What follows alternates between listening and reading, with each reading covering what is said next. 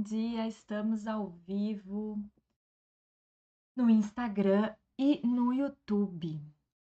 E vamos falar hoje sobre a atuação do farmacêutico na ILPI. Se você está assistindo esse vídeo aqui no Instagram, eu recomendo que você vá para o meu canal do YouTube, Farmacris Trentin, porque lá eu coloquei alguns slides, então fica melhor vocês conseguirem assistir, tá bom? Ah, eu não tinha dado o ok no Instagram, gente do YouTube. Ah, tudo bem, vamos entrar no Instagram agora e aí a gente fala o bom dia de novo. Sem problemas. Aqui no YouTube vocês já estão me vendo, já vou colocar o primeiro slide. Hoje, então, nós vamos falar sobre instituições de longa permanência de idosos, qual o papel do farmacêutico na ILPI e como a gente poderia atuar, como oferecer nosso serviço. Combinado? Estamos esperando aqui o pessoal no Instagram, que ainda está verificando a conexão. Sem Wi-Fi.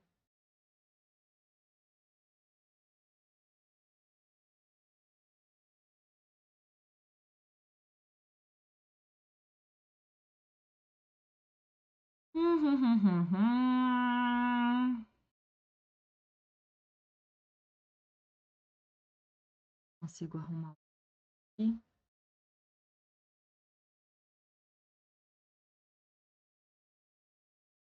A princípio, meu Wi-Fi está ligado. Vamos tentar de novo no Instagram. Feito, entrou no Instagram. Bom dia, pessoal do Instagram. Então, hoje nós vamos falar sobre instituição de longa permanência de idosos e LPI. Vamos falar um pouquinho de qual é o papel do farmacêutico na LPI, como a gente pode atuar e como oferecer nossos serviços. Se você está assistindo esse vídeo aqui no Instagram, eu lhe recomendo ir para o meu canal do YouTube Farmacris Trentin, porque eu preparei alguns slides para vocês lá. Esse vídeo vai ficar gravado, vai ficar salvo alguns dias, tanto no Instagram quanto no YouTube. Se você não quer ir para o YouTube, não tem problema, eu vou falar boa parte das coisas aqui. Eu vou passar um videozinho para vocês, tanto no Instagram, espero que no YouTube funcione. Eu nunca fiz isso, gente, do YouTube. Então, eu não sei se vai funcionar. Falando um pouquinho, mostrando para vocês um depoimento de uma colega minha que trabalha comigo numa instituição de longa permanência de idosos para mostrar para vocês um pouco da nossa atuação. Deixa eu ver se eu consigo chamar umas pessoas aqui para virem para o Instagram, para me assistirem. Ó, o Alexandre está online, vamos ver se ele vai conseguir me assistir. Vou chamar algumas pessoas. Bom dia, Marcos, bem-vindo. Hoje vamos falar da atuação do farmacêutico nas instituições de longa permanência de idosos. Então, eu vou começar contando para vocês, né, como que foi a minha atuação dentro de LPIs. A primeira vez que eu atuei em LPI foi em 2014. Eu fui convidada para atuar nessa ILPI para substituir uma colega farmacêutica que atuava lá e que estava grávida. No entanto, eu estava trabalhando já numa drogaria, eu fazia um horário legal, eu não trabalhava nos sábados, eu trabalhava 6 horas por dia apenas. E como era só para substituir a gravidez, eu não quis largar a drogaria para pegar a ILPI. Então, inicialmente, eu não aceitei. No entanto, o rapaz que aceitou substituir as férias dela, as férias não, a licença maternidade, ficou só 3 meses e não quis continuar. E meio que de uma hora para outra saiu. O dono dessa clínica me conhecia, a gente já tinha participado de alguns congressos juntos, a gente já se conhecia. Ele pediu: Cris, por favor, eu preciso de um farmacêutico para ontem. Eu sei que tu já tem uma noção como é que a gente faz as coisas aqui, porque eu sei que a Bruna, né, que era a farmacêutica anterior, já tinha te passado algumas questões. Então, se tu puder, eu tá. Vamos ver se a gente consegue conciliar. Aí eu fiquei atuando nessa ILPI e na drogaria por pouco mais de um mês. Foi bem cansativo, mas foi muito bom, foi uma experiência maravilhosa. E aí eu virei, digamos assim, a substituta oficial da farmacêutica. Quando ela saía de férias, eu substituía ela. E que foi muito bom. Quando essa farmacêutica saiu da CLPI, eu comecei a trabalhar lá. Então, eu fui chamada para trabalhar lá, e aí comecei a atuar lá, e foi uma experiência maravilhosa. Eu atuei lá por um pouco, acho que deu quase 2 anos. Não, um pouco mais de 2 anos. Né? Eu comecei no meio de 2018 e eu saí de lá em janeiro de 2021. Então foi um pouco mais de 2 anos, mas eu tive também meu filho durante esse período, então teve 4 meses de licença maternidade, mesmo assim, um pouco mais de 2 anos. E depois eu comecei a dar consultoria em outras ILPIs. Eu já tinha dado consultoria em outras ILPIs, se eu não me engano, acho que em 2015, 2016, eu dei consultoria em algumas ILPIs. Eu já tinha sido voluntária de uma ILPI grande lá de Porto Alegre. Então, eu já tinha, assim, uma experiência em ILPIs. E hoje em dia eu sou consultora de uma ILPI também já fazem 2 anos.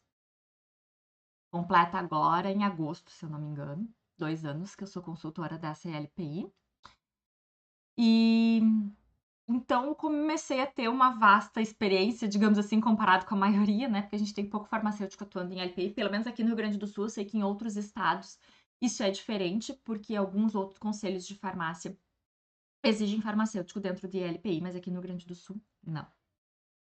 Bom, então, a primeira coisa que eu queria conversar com vocês é como que é os medicamentos dentro do ILPI.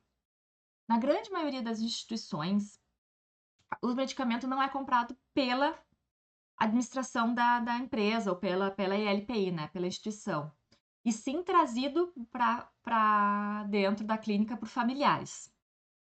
Normalmente é administrado por cuidadores de idosos ou por técnicos de enfermagem. Muitas vezes os técnicos de enfermagem têm algum preparo, mas a maioria dos cuidadores de idosos tem nenhum grande preparo.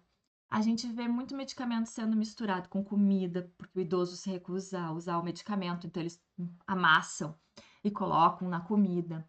A gente vê muita mistura de medicamento, muito medicamento sendo administrado ao mesmo tempo. Às vezes o médico coloca, né, porque a maioria das instituições de longa permanência de idosos, das ILPIs, tem médico. Então, o médico apraza os medicamentos, né, arruma os medicamentos, um para as 7 da manhã, outro para as 8, porque das 7 da manhã tem que ser em jejum, e das 8 não tem problema. Mas aí, na hora de administrar os medicamentos, acaba se juntando os dois horários. Bom dia, Elisângela, bem-vinda à nossa live sobre atuação do farmacêutico na ILPI.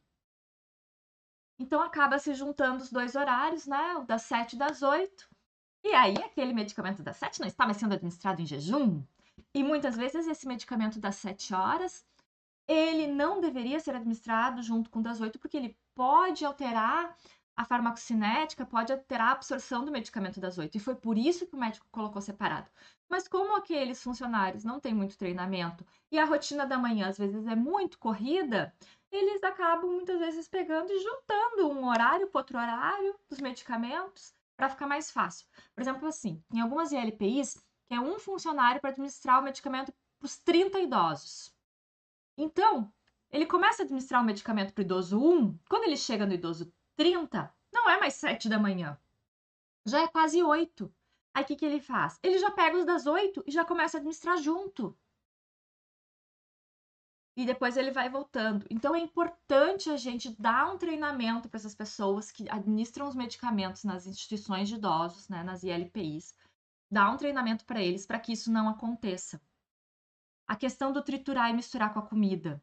Eles não sabem que a comida quente vai alterar o medicamento. Eles não sabem que laticínios podem alterar a absorção do medicamento. E é muito mais fácil triturar e misturar ali com a comida e vamos lá, toma todo o medicamento, triturar o medicamento, misturar lá com o leite e fazer a pessoa tomar. Para eles, muitas vezes, isso é mais fácil. E vamos combinar, gente, é mais fácil. Se eles não sabem o porquê que tem que ser administrado separado os medicamentos, o porquê que o medicamento não pode ser administrado com comida, não pode ser administrado com leite ou com coisas de laticínios, se eles não sabem o porquê, eles vão fazer o que parece ser mais fácil para eles. Então, é muito importante que a gente dê o treinamento para todas as pessoas que atuam dentro das instituições de longa permanência de idosos. Isso, gente, vai dando bastante like aí no Instagram. Quem tá no YouTube também dá bastante like. Pessoal do Instagram, eu também tô fazendo essa live no YouTube. Depois, se vocês quiserem dar uma olhadinha, tem uns slides lá. Se quiserem, eu tenho um grupo no Telegram. Eu posso depois, vocês me perguntam por direct, eu mando para vocês o link do grupo do Telegram. E aí vocês me pedem lá no grupo do Telegram, eu disponibilizo os slides em PDF para vocês, tá bom?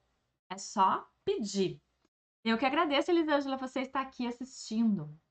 Uma outra coisa que eu acho importante ressaltar é que na lei que institui as instituições de longa permanência de idosos, que fala como é o funcionamento da instituição de longa permanência de idosos, que inclusive foi atualizada no passado, o que fala é o seguinte: primeiro, o responsável técnico da ILPI é qualquer pessoa com nível superior, com formação de nível superior. Não fala que precisa ser formação na área da saúde. Eles falam que se tiver pessoas da área da saúde atuando na ILPI, se tiver pessoas da área da saúde atuando na ILPI, elas precisam estar inscritas no conselho profissional, né? Conselho de farmácia, conselho de odonto, conselho de enfermagem, conselho de nutrição, né? No seu conselho que estão atuando naquela instituição.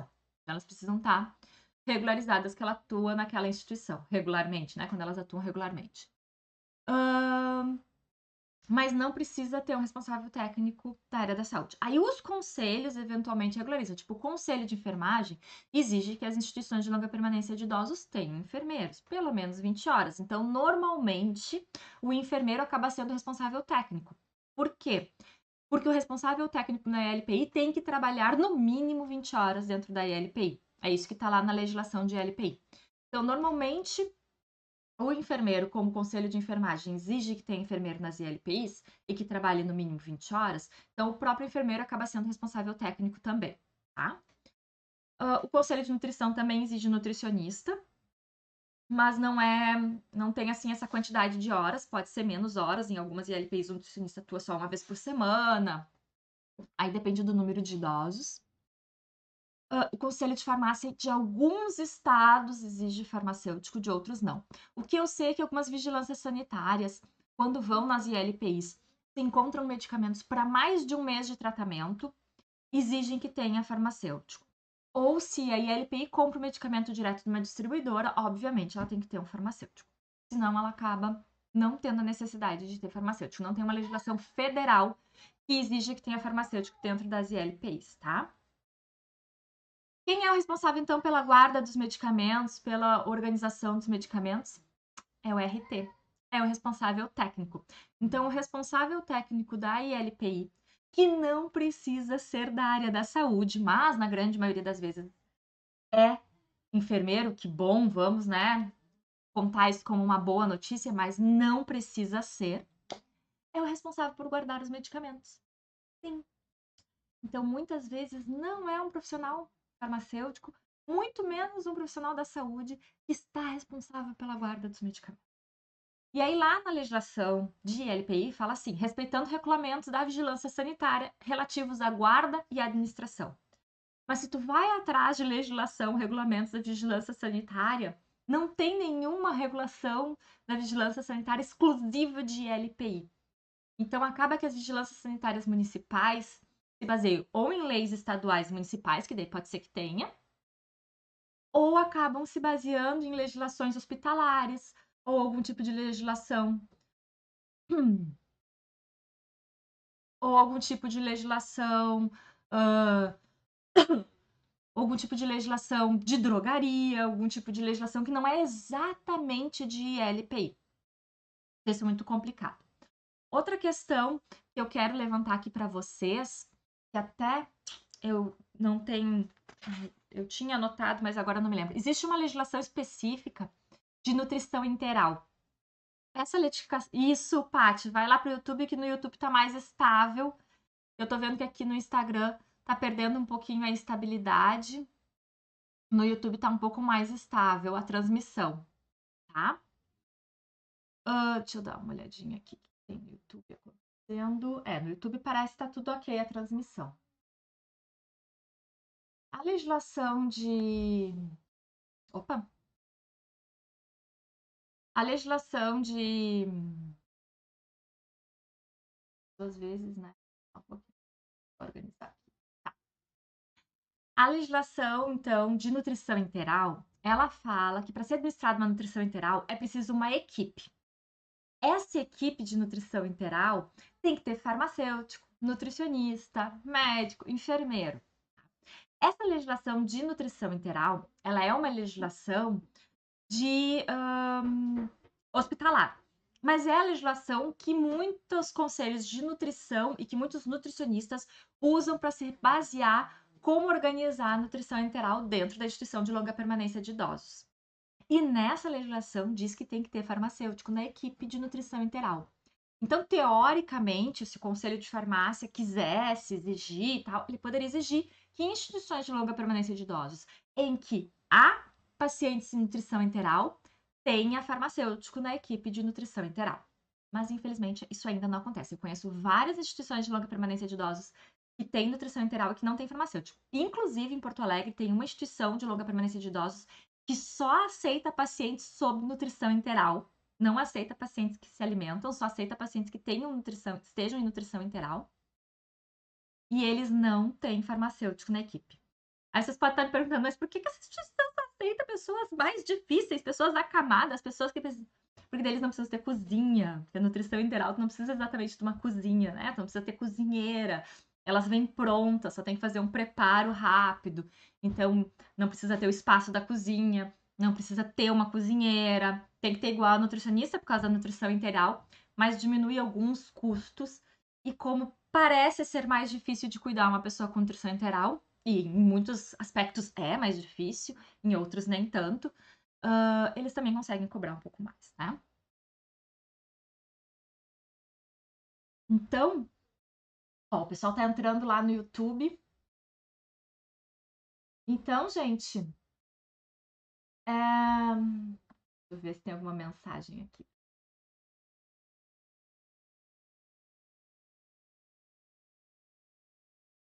Então, gente, é isso. Então, assim, é importante que a gente tenha essa noção de que, infelizmente, ainda não somos obrigatórios na ILPI, mas não ser obrigatório não significa que não somos muito importantes. Nós somos muito importantes, só não somos obrigatórios, tá?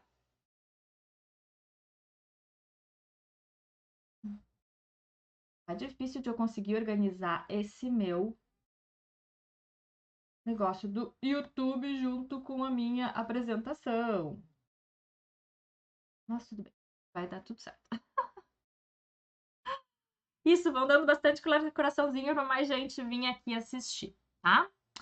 Então, o que um farmacêutico faz exatamente numa ILPI? Aqui eu trago alguns pontos, obviamente vocês podem ampliar isso, vocês podem achar que algum desses pontos não precisa ser o farmacêutico, mas é o que eu considero, eu, Cristiane, pelo que eu já trabalhei dentro de instituições de idosos e pelo que eu sei de legislação, que é o que deveria ser nossa obrigação e que deveria ser o nosso trabalho lá dentro, tá? Então, a primeira coisa é o acolhimento. Quando o idoso entra na instituição, acolher, conversar com ele, fazer a conciliação medicamentosa, porque às vezes ele tem uns horários em casa muito diferentes dos horários que a gente tem pré-estabelecidos na ILPI de administração de medicamentos, porque na ILPI a gente tem horário para alimentação, a gente tem alguns horários de administração de medicamentos já mais ou menos pré-estabelecidos. Então não tem como ter um idoso toma medicamento às 6 da manhã, o outro toma às 6h30, outro toma às 7, outro toma às 7h30, outro toma às 10, outro toma às 11, outro toma... A pessoa que administra os medicamentos vai passar o dia inteiro só fazendo isso, vai se confundir, vai acabar administrando às vezes em horário incorreto, corre o risco de, dependendo de como for a unitarização de doses, SLP administrar mais de uma vez. Então é importante a gente ter horários mais ou menos pré-estabelecidos, né? Então, por exemplo, uma ILPI que eu atuo, que é muito grande, que tem 60 moradores, então a gente tem alguns moradores que utilizam o medicamento em jejum às 6, outros moradores utilizam o medicamento em jejum às 7. Por quê? Porque não tem como eu começar a administrar às 6, se são 60 moradores, e terminar de administrar ainda às 6. Vai demorar, claro que não são 60 que utilizam o medicamento em jejum, mas mesmo assim é uma quantidade grande. E esse em jejum é uma funcionária só que administra. O da manhã, né? Aí é mais funcionários que administram o da manhã. porque o da manhã, os 60 utilizam algum medicamento junto com o café da manhã. Então, e mesmo assim, alguns aí, os que utilizaram às 6 da manhã em jejum, vão utilizar mais ou menos às 7, e outros vão utilizar às 8. Então, a gente tem assim, mas tem alguns horários pré-estabelecidos. A gente não tem ninguém que utiliza medicamento às 9, por exemplo. Aí a gente tem alguns que utilizam às 10, algum medicamento que tem que ser no meio da manhã. Outros, aí depois tem os medicamentos do meio-dia, depois a gente tem os medicamentos do meio da tarde, depois a gente tem os medicamentos do final da tarde e os da noite.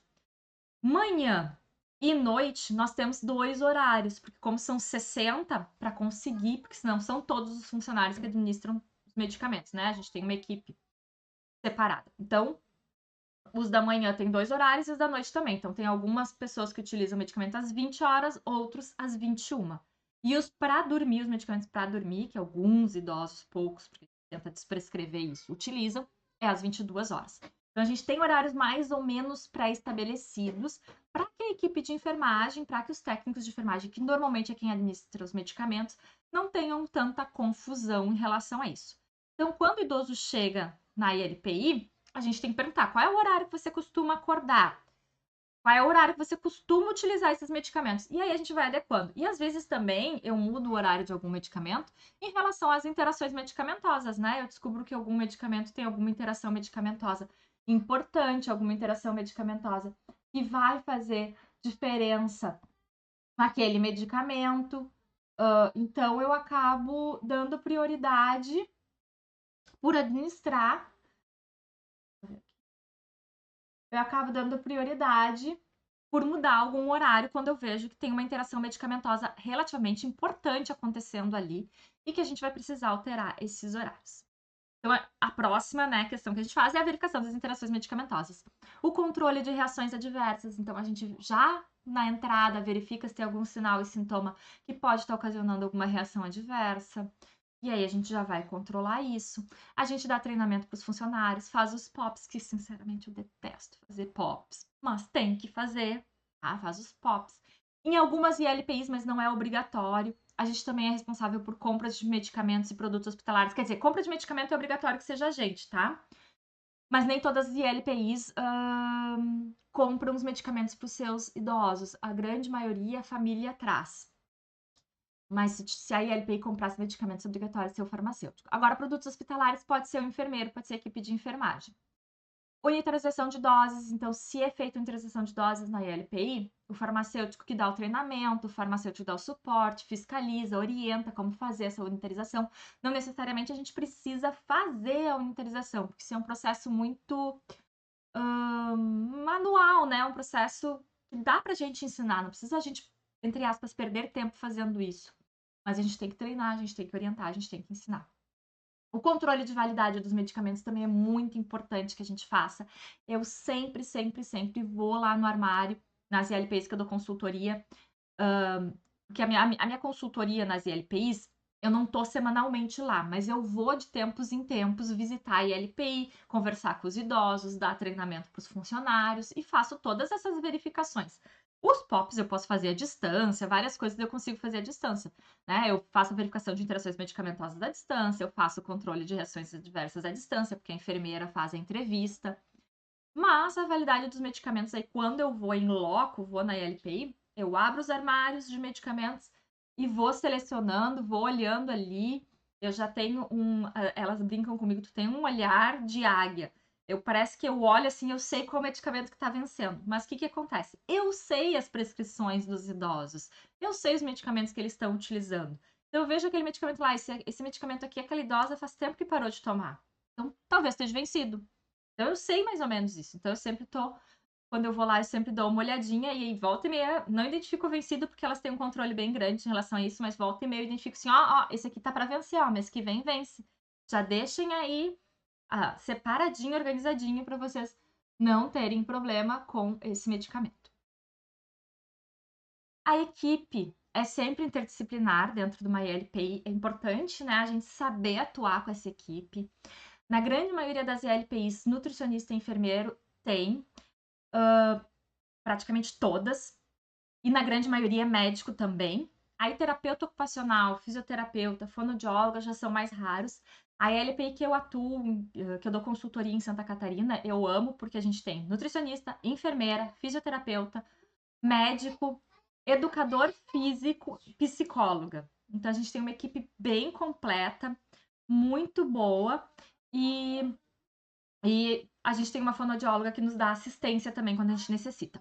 A Elisângela está perguntando, geralmente os vencidos onde descartamos. A gente tem que ter o programa de controle de recolhimento de resíduos, que tem, por exemplo, nas farmácias, né? A gente tem o programa de recolhimento de resíduos, nas ILPIs também tem, principalmente porque nas ILPIs se gera muito material pérfuro cortante.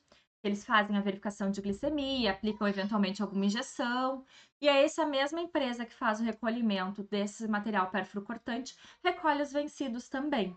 A gente faz o descarte com essas empresas de controle de recolhimento de material pérfuro cortante ou de vencidos, né? Aquele mesmo pop praticamente que a gente utiliza na farmácia, a gente utiliza também na ILPI para fazer o recolhimento, tá? Então, na equipe, a gente tem a nutricionista que a gente atua muito vendo as questões de interações com alimento, interações com chás, porque a gente tem bastante nutricionista que gosta de dar chás para os idosos, porque os idosos tomam pouca água e gostam muito de chás. Então, elas acabam oferecendo chá em troca da água. Só que não pode, né? Tem chá que não pode. Então, a gente faz muito essa troca com a nutricionista. As questões de horários também. Né? Quais são os horários que está dando a suplementação? Quais são os horários que está administrando a alimentação? A gente normalmente sabe, porque os horários são meio fixos, né? Mas às vezes tem alguma suplementação que o idoso está tendo de proteína ou de algum outro aporte. Então é importante a gente saber, porque também pode ter interação com os medicamentos. O enfermeiro, a gente tem muita troca, a questão de administração dos medicamentos, os riscos. É o enfermeiro que vai identificar muitas vezes as reações adversas. Então, quando um idoso passa por um processo que precisa triturar o medicamento, porque ele está com disfagia, não está mais conseguindo engolir corretamente o comprimido, ou a gente muda para uma forma líquida, que daí a gente mistura com água espessante, se a pessoa tem disfagia, lembrem sempre disso, líquido não pode ser administrado em idoso, porque pode provocar pneumonia aspirativa. A gente até já teve uma live sobre pneumonia aspirativa. Então é importante a gente avaliar isso. E aí o comprimido triturado, ele não vai ser absorvido exatamente da mesma maneira que os outros medicamentos. E não triturado. Então, a gente vai dizer para nutricionista, para equipe de enfermagem, olha, observem, que pode aumentar os efeitos colaterais, pode aumentar os efeitos adversos, pode acontecer isso e isso. Normalmente, com tritura, aumenta os efeitos, tá? Não diminui. Mas, às vezes, alguns medicamentos não têm estudo se pode ser triturado ou não. Aí a gente tem que dizer, ó, fiquem atentos, vamos ver se vai diminuir o efeito, vamos ver como é que vai ficar. Atente a isso, isso, isso, isso. Daí a gente instrui a equipe de enfermagem em relação aos riscos e os cuidados que tem que ter. A comida batida perde muito nutriente, o que podemos associar? Elisângela, a comida batida, o maior problema é se tu mistura todas as comidas junto, porque fica uma papa sem muito gosto, tá? Isso é o que os nutricionistas falam, né? Tem que bater separado, vai bater só o arroz, aí tu faz um montinho que pareça um arroz, vai bater só o feijão, daí tu faz um montinho que pareça feijão. O que não pode é misturar medicamentos com as comidas, porque pode alterar a absorção do medicamento e muda muito o gosto da comida, fica muito ruim a comida, e aí pode fazer com que o idoso passe a comer menos, e isso vai trazer muitos problemas, porque o idoso comendo menos, ele tem mais risco de sarcopenia, que é a diminuição de massa muscular, que é uma síndrome geriátrica, que traz vários outros problemas, que aumenta o risco de morbidade e mortalidade. Então é importante a gente ter esse cuidado e associar nutrientes, associar. Aí teria que ver com a nutricionista, que a nutricionista vai calcular o que, que esse idoso precisa mais, se precisa fazer um aporte proteico. Por exemplo, um idoso que tem muita escara, que tem muito problema de feridas, às vezes ele precisa de uma complementação. Um idoso que está em processo de sarcopenia também precisa de mais aporte proteico, normalmente. Então, aí a nutricionista vai te dizer qual proteína é ideal, se é. Muito dificilmente vão usar só o whey protein, né? Eles vão usar alguns suplementos mais específicos. Mas é a nutricionista que vai fazer essa avaliação, não é nós farmacêuticos que fazemos isso, tá? O terapeuta ocupacional, eu gosto muito de interagir com eles, porque eles aumentam o autocuidado. Ah, mas dentro da ILPI, o que o terapeuta ocupacional vai fazer? Muitos idosos dentro de uma ILPI se recusam a utilizar os medicamentos porque não sabem para que é aquele medicamento. Mesmo o idoso com déficit cognitivo, a gente tem que explicar para ele para que é o medicamento. Então, o terapeuta ocupacional nos ajuda a pensar alguma maneira que esse idoso consiga identificar o medicamento que está sendo administrado e tome de forma mais tranquila. Por exemplo, numa ILPI que eu atuei, eu e a terapeuta ocupacional fizemos um quadro onde a gente colocava uma foto do comprimido, aí fazia um coração para dizer que aquele comprimido agia no coração e colocava um reloginho com o horário que era administrado o medicamento. Então isso ajudou ela a começar a aceitar melhor a utilização dos seus medicamentos. E isso foi a terapeuta ocupacional junto comigo que tivemos a ideia e fomos fazendo. Então é muito importante essa atuação junto com a terapeuta ocupacional nessas questões de autocuidado.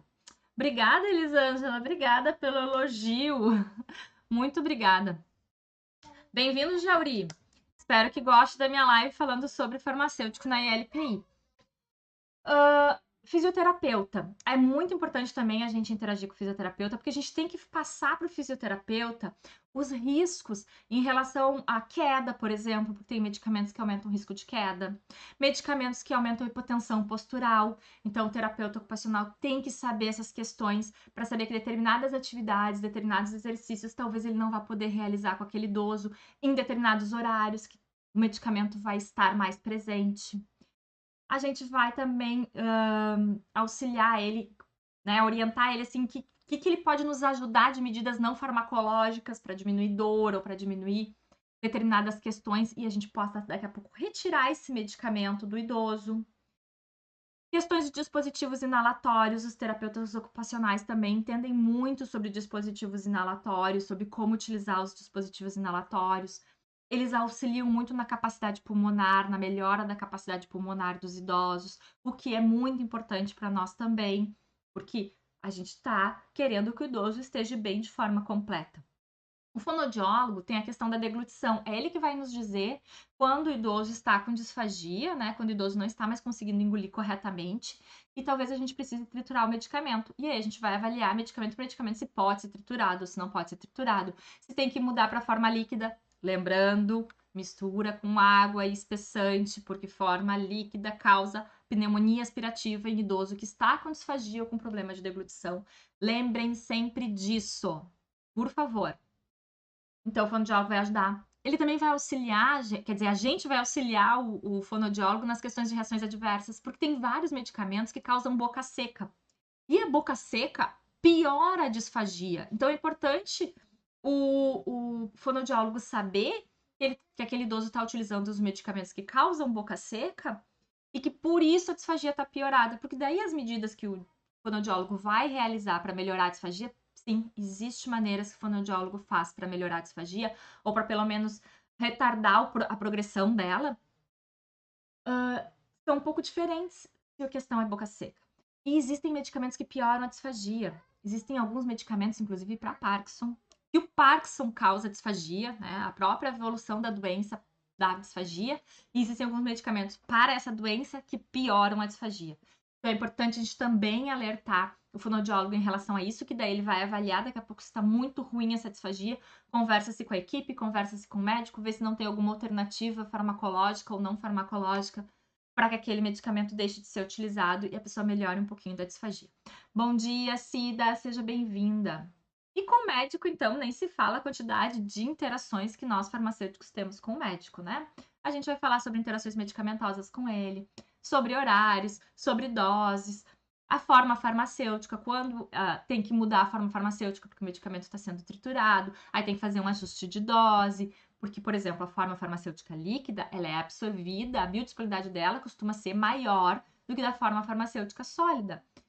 E ela é absorvida mais rápido, então a gente tem que administrar normalmente uma dose menor, mas às vezes mais vezes por dia, dependendo do medicamento, tá, gente? E então a gente tem que conversar isso com o médico. Só que se a gente muda para líquido, mistura com água e mistura com espessante, na verdade ele é uma forma semissólida. A biodisponibilidade dele não é nem igual ao sólido e nem igual ao líquido. e não tem estudo de qual é a biodisponibilidade dele. Então a gente vai muito também verificando como que tá, se tá ok aquela dose, se tá funcionando legal. Essas questões todas são importantes avaliar também, tá?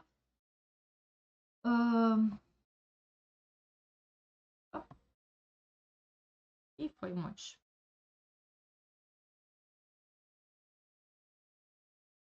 Algumas outras questões. A gente participa muito do corpo clínico, é muito importante a participação das reuniões, né, junto com o resto da equipe clínica. A gente tem que estar disponível para esclarecimento de dúvidas, tanto da equipe, dos médicos, dos enfermeiros, quanto dos familiares.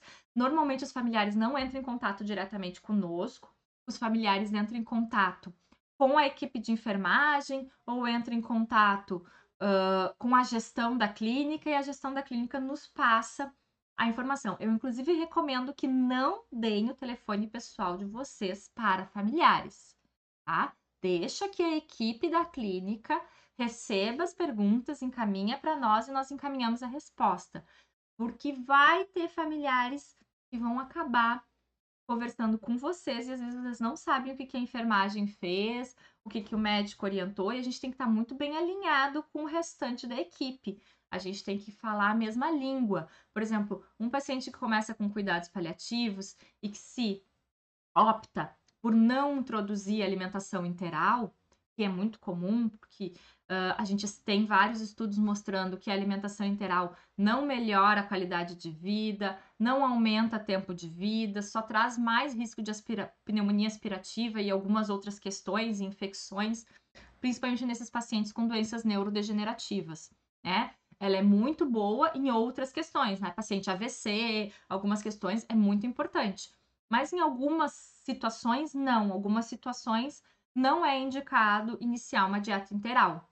Mas algumas pessoas ainda acham que se a gente não introduzir uma dieta interal, a gente está matando o idoso de fome. Mentira, a gente não está matando ele de fome se nós não introduzirmos a dieta interal. É uma escolha, muitas vezes, da equipe. A gente conversa com a família, obviamente, mas a equipe tem que passar segurança. E aí, a equipe tem que estar muito bem alinhada. Não pode a família chegar lá e dizer assim: ai, eu tô com pena da minha mãe, parece que ela tá morrendo de fome. E aí, alguém da equipe dizer assim: ai, pois é, né? Não quiseram passar a sonda. Não, né, gente? A equipe tem que estar muito bem alinhada. A equipe tem que falar a mesma língua. Então, por isso é muito importante a gente ter esse cuidado de não dar o nosso telefone para eles, porque às vezes pode ser que tenha algum ruído de comunicação aí. Auxilia na redução de danos e custos, então o farmacêutico é muito importante, a gente diminui bastante os custos de dentro da ILPI, custos por pessoal, porque muitas vezes os medicamentos acabam deixando a pessoa com uma qualidade de vida menor, com mais imobilidade, necessitando de mais auxílio, e aí precisa de um cuidador a mais, mas também custos com o próprio medicamento. Controle de estoque, controle de temperatura, eu já tinha falado do descarte de vencidos adequado, mas repito aqui. E ó, aí tá a resolução da dieta integral que eu tinha comentado antes com vocês. É a RDC 63/2000 e fala que tem que ter farmacêutico na equipe de dieta integral. Só que, claro, ela é uma resolução para hospital, não é uma resolução para ILPI, mas é a que a maioria dos lugares utiliza, tá?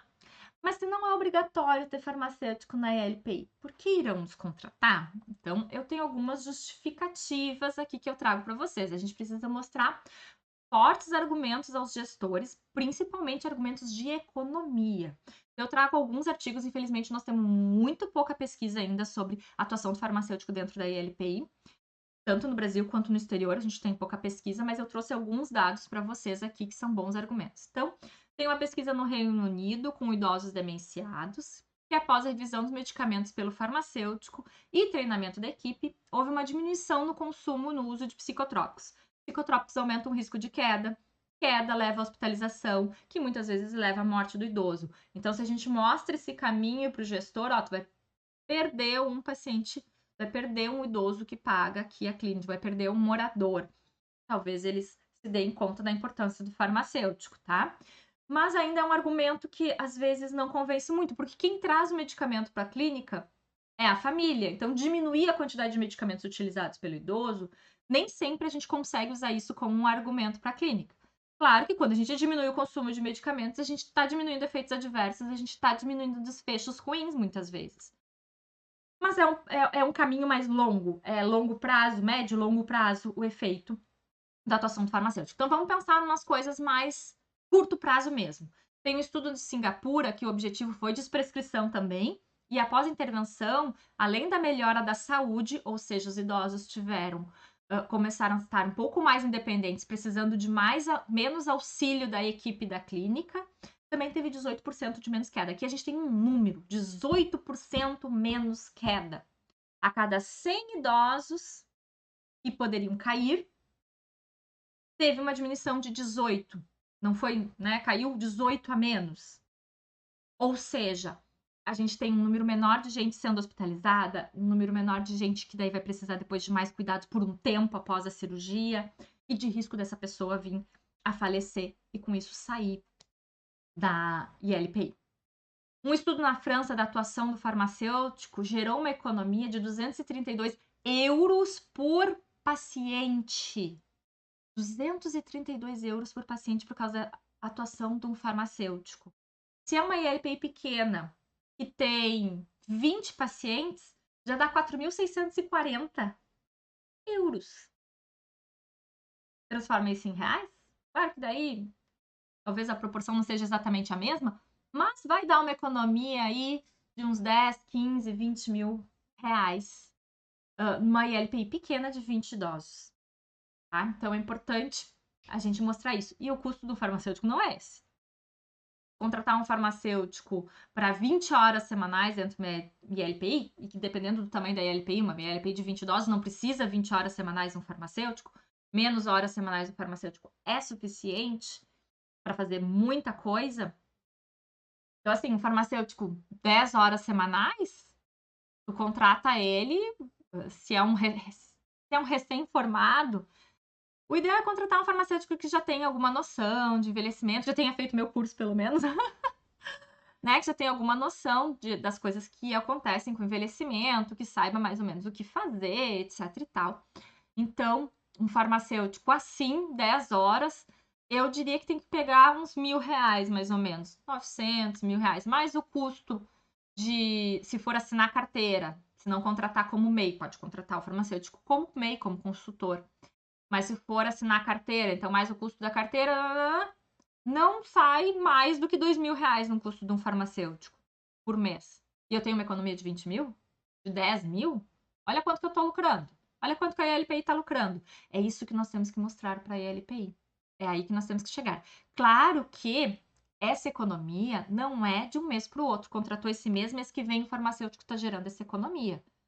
Mas com o tempo vai gerar. E a gente tem que mostrar para a LPI essa economia que a gente traz. A gente tem que ter tabelas.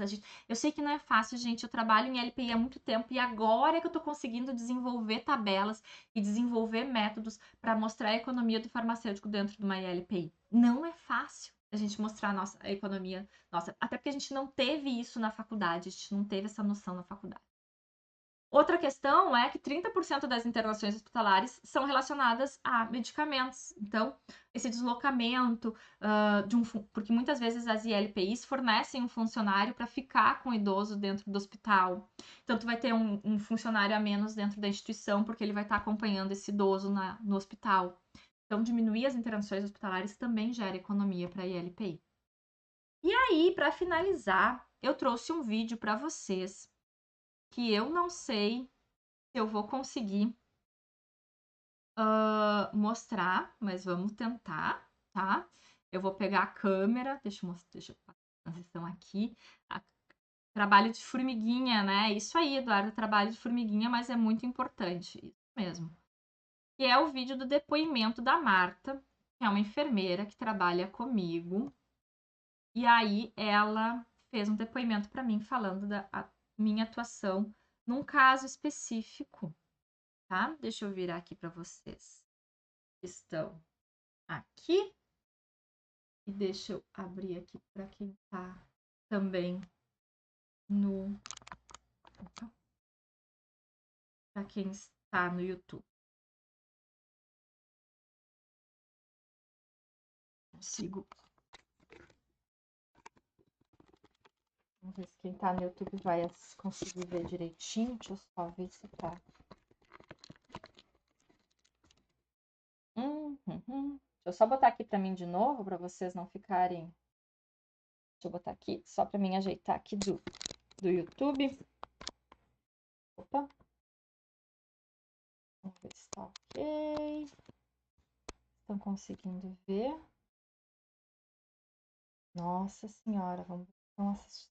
Estão conseguindo ver legal. Vou olhar aqui.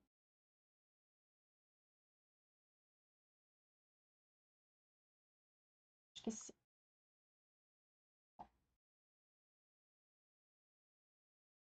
Então tá. Então agora vamos assistir esse videozinho. E aí, se vocês tiverem perguntas, por favor, fiquem à vontade, tá? Vou ficar em silêncio para vocês conseguirem escutar.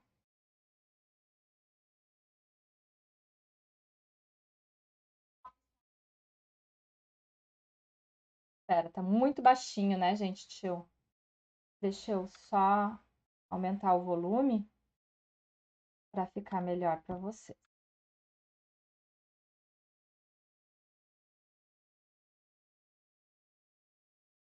É, quando a gente quer, o volume não aparece, né? Quando a gente não quer, a gente passa o negócio aqui e o volume vem. Pronto. Isso. Olá, pessoal. Eu me chamo Marta, sou enfermeira do Lar São Francisco, aqui no Rio de Florianópolis. Eu gostaria de fazer um relato sobre uma ação que nós tivemos em conjunto com a farmacêutica Dani, que foi muito bem sucedida. Então, nós tínhamos uma idosa de 77 anos, que ela tem esquizofrenia e convulsão. E ela, com a piora da disfagia, né, com o aumento da necessidade de manejo na medicação e alimentação, nós estávamos apenas macerando as medicações. Nisso, então, a farmacêutica Cristiana entrou, né, com a sua ação, revendo a prescrição, e nisso ela trocou essa medicação que era macerada por a versão xarope. Desde então, né, há quase um mês, essa idosa teve uma mudança muito significativa no comportamento dela. Ela ficou muito mais alerta, muito mais comunicativa, muito mais presente no convívio com os outros idosos. Então, esse é um relato de sucesso que eu gostaria de passar. Então, gente, conseguiram escutar direitinho? Vou colocar aqui para não ficarem vendo a minha bagunça. É. Então, gente, conseguiram ver o relato, né? Vocês viram ali ela falando. E foi um trabalho bem de formiguinha mesmo. E, como já tinha dito, né? Obrigada, Elisângela. Então, assim, esse trabalho que a gente faz com os idosos, que a gente auxilia a diminuir as interações, a diminuir as prescrições, muitas vezes, é muito importante. Faz muita diferença na vida deles. Essa idosa, e faz muita diferença de economia na ILPI também. É assim que a gente mostra como é importante o nosso trabalho na ILPI, porque essa idosa, ela era uma idosa que precisava que alguém desse comida para ela. Ela é cadeirante, tá? Mas ela precisava que alguém desse comida para ela. Ela usava fralda, precisava que limpassem ela. Agora, ela pede para ir no banheiro. Ela come sozinha. Então, ela tá um pouco mais independente. Para ela é muito bom e para a equipe também, porque dá menos trabalho cuidar de alguém que consegue fazer algumas coisas sozinho. A equipe fica menos estressada, fica mais tranquila. Então, e a gestão da clínica, se conseguir que vários idosos diminuam o grau de dependência, pode ter uma quantidade menor de funcionários, porque vão ter idosos com menor grau de dependência. Né? Então, é importante a gente saber que a gente tem que gerar economia para a clínica, principalmente se não é uma clínica filantrópica, mas também numa clínica filantrópica a gente tem que gerar economia. É muito importante a gente saber desses detalhes e a gente conseguir auxiliar os idosos e auxiliar a equipe, treinar a equipe para se sentirem mais seguros sobre o uso dos medicamentos, de como administrar os medicamentos, ter parceria com toda a equipe de clínica, com o médico, com o enfermeiro, com a nutricionista, ter um bom diálogo com eles. Ó, a Elisângela tá dizendo que ela finalizou o plantão na ILPI e tá acompanhando a live do ônibus. Obrigada, Elisângela, por estar acompanhando essa live do ônibus. Fico muito feliz de saber que vocês continuam me acompanhando, que vocês estão gostando das lives, estão assistindo e que eu tenho trazido conteúdos para vocês que têm auxiliado vocês no trabalho de vocês. Tanto o trabalho dos farmacêuticos, quanto o trabalho dos cuidadores, quando alguns idosos que também me acompanham, os outros profissionais da saúde. Eu sei que a gente não tem só farmacêutico aqui no meu perfil, que tem muito cuidador de idoso sempre me acompanhando e sempre assistindo minhas lives.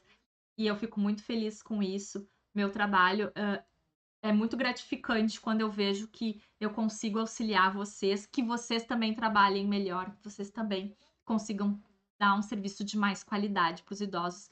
E no fim das contas é o idoso que nós temos o objetivo maior, é pela qualidade de vida dele, é melhorar a vida dele. Isso aí, Eduardo, otimizando o tempo. Ó. O Eduardo também está indo para o mestrado acompanhando a live pelo ônibus. Eu sei que esse horário, às vezes, é um horário que nem todo farma pode assistir, mas a live fica gravada. Vocês podem pegar essa live, quem está assistindo aí, se vocês gostaram dessa live, encaminha para outros colegas, encaminha para outros farmacêuticos, para os cuidadores, para outros profissionais que trabalham com vocês e que vocês acham que essa live vai ser excelente para eles e que eles vão levar alguma coisa para a vida deles do que foi dito aqui. Muito obrigada por vocês terem me acompanhado. Semana que vem, às 8h30 da manhã, nós estamos aqui novamente. Se tiverem sugestões de live, também vocês podem colocar depois aqui nos comentários que eu tô sempre aceitando sugestões de live, porque eu gosto de trazer sempre lives novas, mas às vezes a gente vai ter que reciclar algumas lives antigas, porque chega uma hora que a professora aqui não consegue mais pensar em assunto novo. Então pode me mandar assuntos novos para a gente falar aqui. O meu curso Farma Sênior está com as inscrições abertas. Ele é um curso específico para farmacêuticos. Ele está sendo gravado ainda, então ele está com preço promocional por R$ 457, pode ser parcelado. E eu acredito que ele vai auxiliar muitos farmacêuticos que querem atuar atendendo idosos, eu tenho certeza disso. A gente aborda dentro do curso todos os locais, todos não, mas a maioria dos locais de atuação. Por que eu não digo todos não? Porque eu não falo de hospital. Eu não falo atuação do farmacêutico a nível hospitalar, tá? Eu não tenho prática a nível hospitalar, então eu não entro nesse detalhe. Talvez se eu conseguir que algum professor que esteja da área hospitalar dê aí uma aula extra, um bônus, alguma coisa, talvez eu coloque no curso, mas por enquanto eu não tenho essa perspectiva. Então, a gente fala de consultório, a gente fala de atendimento domiciliar e a gente fala de LPI. Bastante, tá bom? E bastante de atendimento domiciliar, bastante consultório também. Fico muito feliz por ter esse pessoal todo me acompanhado aqui. Obrigado, pessoal que tá no YouTube também, por terem assistido por lá. Quem assistiu aqui pelo Instagram, se quiser depois dar uma olhadinha nos slides que estão lá no YouTube, pode olhar, ou se quiser o material, me pede pelo Telegram. Gente, eu só disponibilizo o material no Telegram se me pedirem, tá? Se não me pedirem, eu não disponibilizo. Tem que mandar mensagem lá no Telegram e dizer: Cris, eu quero material da live desta quinta-feira, eu quero material da live de LPI, eu quero material da live X, eu quero material da live Y. Aí eu disponibilizo. Se não me pedirem, eu não disponibilizo, tá bom? É assim mesmo. A pessoa tem TDAH, ela esquece, ela precisa que as pessoas lembrem ela do que ela tá prometendo. Então, por favor, peçam, tá bom? Ó, a Jéssica tá pedindo medicamentos para hipodermóclise. Quem não sabe o que é hipodermóclise, hipodermóclise é um excelente meio de aplicação de medicamentos pela via subcutânea, principalmente para pessoas que estão em cuidados paliativos, não só idosos, tá? Excelente assunto, Jessinha. Vou anotar para a próxima live, de repente, a gente falar então um pouquinho sobre hipodermóclise e os medicamentos que podem ser utilizados. Excelente assunto. Deixa eu anotar aqui, médica. Inclusive, a Jessie é minha aluna do Farma Sênior. No curso Farma Sênior, eu coloquei na aula de cuidados paliativos, a gente tem uma aula de cuidados paliativos, eu falo sobre hipodermóclise nessa aula, e eu coloquei várias coisas sobre alguns medicamentos, tá, Jessinha? Dá uma olhadinha lá, assiste aquela aula que tá muito boa. Eu tô devendo ainda colocar alguns materiais que eu tô baixando da internet que eu vou colocar lá de escala, de cuidados paliativos e de E o manual da SBGG de Podermocracia, eu não me lembro se eu já coloquei, mas eu vou colocar lá também, tá bom? Então tá, gente, muito obrigada. E a gente se vê quinta-feira da semana que vem. Beijo e até mais!